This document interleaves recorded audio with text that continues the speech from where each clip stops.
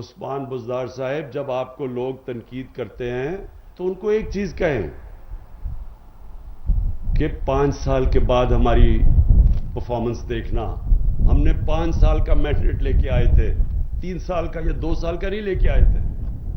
اور 5 سال کے بعد یہ فیصلہ ہوگا کہ کیا پاکستان میں غربت کم ہوئی، کیا ہم نے عام لوگوں کی زندگی بہتر کی، کیا ہم نے اپنے ملک میں وہ پروجیکٹس بنائے جو ہماری آنے والی نسلوں کے لیے بہتر تھے. جس طرح 50 سال کے بعد بڑی ڈیمز بن رہی ہیں، 3 بڑی ڈیمز بن رہی ہیں 50 سال کے بعد.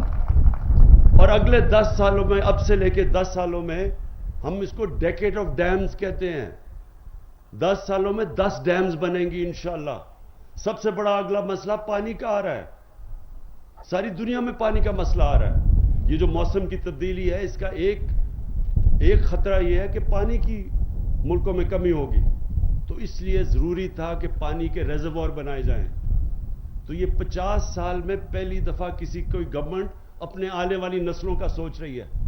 نہیں تو وہ آنے والے الیکشن کا سوچتے ہیں سارے کہ میٹرو ٹرین بنا دو، اس کے اشتہار دو، الیکشن ہو جائے اور اس کے اوپر الیکشن جیت جاؤ. یہ پہلی دفعہ لانگ ٹرم پلاننگ ہو رہی ہے. انڈسٹری پہلی دفعہ پاکستان کی اٹھ رہی ہے. ایکسپورٹس بڑھ رہی ہیں. ایکسپورٹ سے ہی اصل دولت بنتی ہے پاکستان کسی بھی ملک میں. جب آپ کی ایکسپورٹس بڑھتی ہیں، ملک میں پیسہ آتا ہے تو ملک کی دولت میں اضافہ ہوتا ہے. ایکسپورٹس بڑھ رہی ہیں. ہم پہلی دفعہ اوورسیز پاکستانیز کو ریمیٹنسز کے تھرو تاریخ میں سب سے زیادہ انہوں نے پیسہ بھیجا. اور آگے پروجیکٹس ایسے لے کے آ رہے ہیں جس میں اوورسیز پاکستانیز سرمایہ کاری کریں گے پاکستان میں. جس طرح راوی سٹی ہے، جس طرح لاہور میں سینٹرل بزنس ڈسٹرکٹ ہے، تو ان کا پیسہ لے کے آئیں گے اور انشاءاللہ اس ملک کی دولت میں اضافہ کریں گے. گروتھ ریٹ بڑھے گی. اور پھر جو اس انٹرنیشنلی ایکنالج کیا ہے پاکستان کو، کلائمیٹ چینج، جو ہمارا 10 بلین ٹری سونامی یعنی 10 ارب درخت جو ہم لگانے جا رہے ہیں، یہ دنیا نے اب پاکستان کو ایکنالج کیا. اب تک 2.5 ارب درخت لگا چکے ہیں. یہ آنے والی نسلوں کے لیے ہیں کہ جو موسم کی تبدیلی آ رہی ہے اس کو کاؤنٹر کرنے کے لیے، اس کو روکنے کے لیے پاکستان انشاءاللہ یہ جو ہم اس ملک میں اور بھی درختوں کے علاوہ دگنی کر رہے ہیں نیشنل پارکس، تاکہ ہماری آنے والی نسلوں کے لیے بہتر پاکستان چھوڑ کے جائیں. لیکن جو آج یہ جو میں نے ہاسپٹل کھولا، اس پہ جو میں اپنی قوم کو بتانا چاہتا ہوں کہ کبھی کسی نے سوچا تھا پاکستان میں کہ ایک ہیلتھ انشورنس سارے شہریوں کو، یعنی جو صوبے ہمارے نیچے ہیں، ان سارے صوبوں کے اندر ہم نے فیصلہ کیا کہ ہر شہری کے پاس ہیلتھ انشورنس ہوگی 7 سے 10 لاکھ روپے تک. یہ کبھی کسی نے سوچا تھا پاکستان میں ہوگا؟ یہ میں اپنی بڑی زندگی باہر گزاری ہے، انگلینڈ میں گزاری، آسٹریلیا دیکھا ہوا ہے. ادھر بھی ہر شہری کو یہ سہولت نہیں ملتی. آپ کو پیسے دے کے، پریمیم دے کے انشورنس لینی پڑتی ہے ہیلتھ کی. یہاں مفت مل رہی ہے سارے شہریوں کو، سارے خاندانوں کو. اور پنجاب صرف 3 سالوں میں 330 ارب روپیہ خرچ کر رہا ہے ہر شہری کو ہیلتھ انشورنس دینے کے لیے. اس کا مطلب کہ پنجاب کے اور جتنے بھی صوبے ہیں، پختونخوا نے سب شہریوں کو ہیلتھ انشورنس دے دیا، سب خاندانوں کو. پنجاب میں انشاءاللہ مارچ تک سب خاندانوں کے پاس ہیلتھ انشورنس آ جائے گی. ہیلتھ انشورنس کا مطلب یہ، اور میں آپ سب کو بتا دوں کیونکہ شوکت خانم کینسر ہاسپٹل صرف بنایا اس لیے تھا کہ جب میں نے دیکھا کہ میری والدہ، ہم پیسے بھی تھے ہمارے پاس، کتنا مہنگا کینسر کا علاج تھا، تو میں نے سوچا کہ غریب خاندان تو کبھی وہاں کینسر ہو جائے، وہ تو کبھی بھی اپنا علاج نہیں کروا سکتے کینسر کا. اس لیے شوکت خانم بنایا تھا.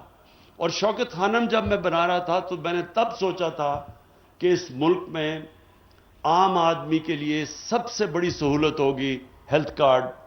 کیونکہ ایک خاندان میں کبھی بھی بیماری ہو جائے اور جب ان کے پاس پیسہ نہ ہو اس بیماری کا علاج کروانے کے لیے، یہ سب سے زیادہ تکلیف ایک خاندان اس سے گزرتا ہے.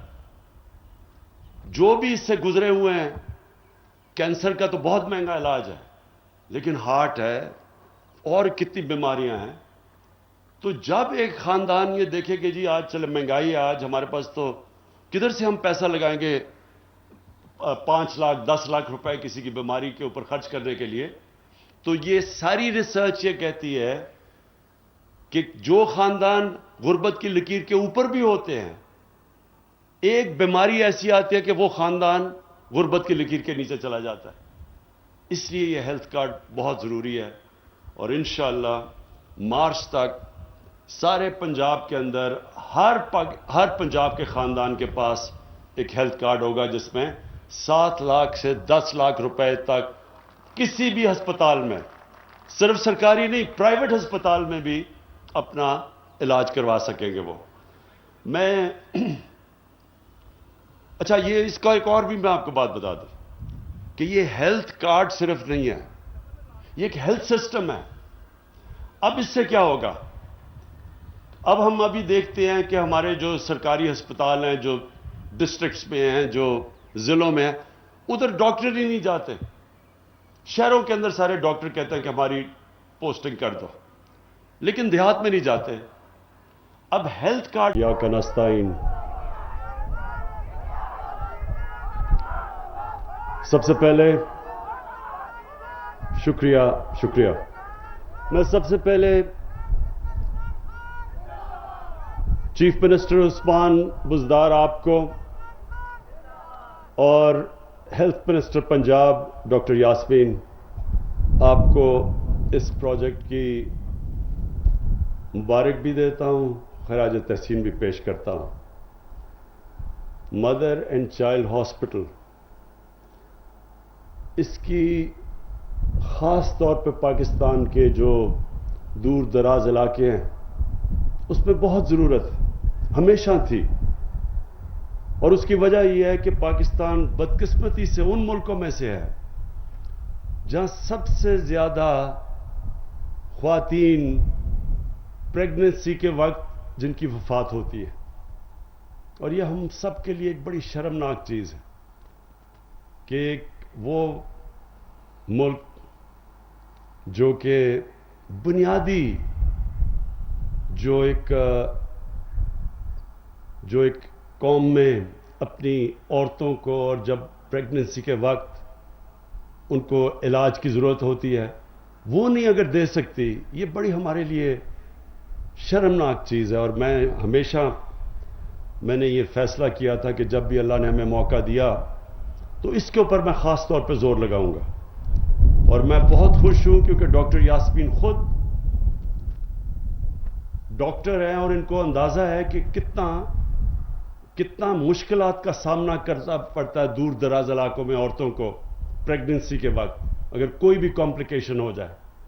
تو اس لیے ہم 5 مدر اینڈ چائلڈ ہاسپٹلز بنا رہے ہیں جو انشاءاللہ کمپلیٹ ہوں گے 1 سال اور 2 سال کے بیچ میں. تو میں اس پہ خاص طور پہ آپ کو، چیف منسٹر صاحب آپ کو بھی اور ڈاکٹر یاسمین آپ کو بھی، میں اس لیے خراج تحسین پیش کرنا چاہتا ہوں کہ دیکھیں ہماری ایک گورنمنٹ کی پرائرٹیز ہوتی ہے. وہ جب ان کے 5 سال پورے ہوں گے تو وہ کیا چاہتے ہیں کہ لوگ ان کے 5 سال کیسے یاد کریں.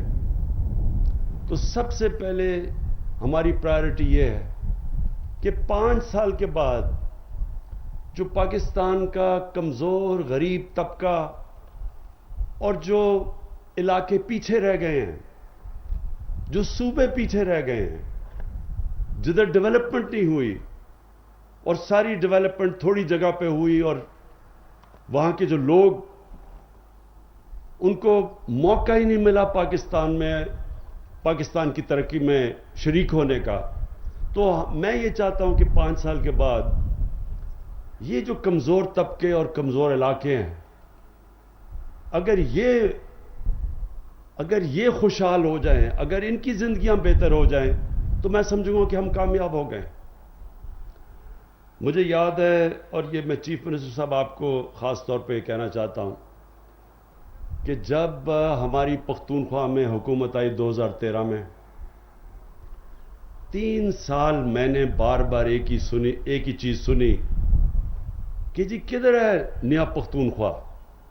ہر جگہ ہمیں کہا جائے کہ جی کدھر ہے نیا پختونخوا. اب آپ یہ سوچ لیں کہ اگر ایک ملک پیچھے رہ گیا باقی خطے سے، پاکستان پچھلے 30 سال میں آپ کو پتا ہونا چاہیے کہ 30 سال میں ہم سب سے آگے تھے بر صغیر میں، اور ان 30 سالوں کے اندر جب یہ 2 خاندانوں نے حکومت کی، یہ تو امیر ترین ہو گئے، لیکن ملک ہمارا ہندوستان اور بنگلہ دیش سے بھی پیچھے چلا گیا. میں جب 80 کی دہائی میں جب کرکٹ کھیلتا تھا اور ہندوستان سے میچ کھیل کے پاکستان آتا تھا، تو پاکستان ایک لگتا تھا کہ میں غریب ملک سے امیر ترین ملک میں آ گیا ہوں واپس. بدقسمتی سے اس 30 سالوں میں ہم پیچھے رہ گئے، اور وہ ملک ایک کوئی سوچ بھی نہیں سکتا تھا ہمارے سامنے بنگلہ دیش بنا ہے. ایسٹ پاکستان ہمارے سامنے بنگلہ دیش بنا، اور وہ سارا وقت ہم سمجھتے تھے کہ جی ویسٹ پاکستان کو پیسہ خرچ کرنا پڑتا ہے بنگلہ دیش پہ، وہ اتنا پیچھے ہے، وہاں سائیکلون آ جاتا ہے، وہاں مشکلات آ جاتی ہے اور ہمیں سبسیڈائز کرنا پڑتا ہے. پچھلے 30 سالوں میں بنگلہ دیش بھی ہمارے سے آگے نکل گیا. تو اس لیے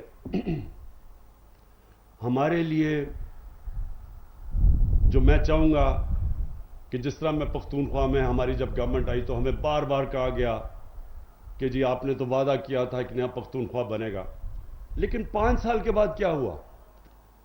2018 میں وہی پختونخوا جو کبھی دوسری دفعہ ایک گورنمنٹ کو دوسری دفعہ موقع نہیں دیتا، ایک باری دیتا ہے پختونخوا. اور ہماری کولیشن گورنمنٹ تھی 2013 میں، تو اسی پختونخوا نے 2/3 اکثریت سے تحریک انصاف کی حکومت کو ووٹ دی 2018 میں. اور اس کی وجہ کیا تھی؟ اس کی وجہ ایک تھی کہ United Nations U N D P نے سروے کی، اور 2013 سے 2018 میں جو صوبے میں سب سے تیزی سے غربت کم ہوئی وہ پختونخوا تھا سارے پاکستان میں. تو لوگوں نے اس لیے ووٹ دی، پختونخوا کے لوگوں نے اس لیے ووٹ دی کہ وہاں لوگوں میں، عام لوگوں کی زندگی میں فرق پڑا. ہیلتھ کارڈ پہلی دفعہ پختونخوا میں ہم لے کے آئے. ہم نے جو بھی قدم اٹھائے، اسکولوں کے حالات بہتر کیے، ہم نے پختونخوا میں ٹورزم کو بڑھایا. تو اس سے لوگوں کی جب زندگیاں بہتر ہوئی، گورننس سسٹم بہتر ہوا، تو لوگ ایسے نہیں ووٹ دیتے کہ پہلے کولیشن گورنمنٹ ہو پھر 2/3 اکثریت ہو. تو آج بھی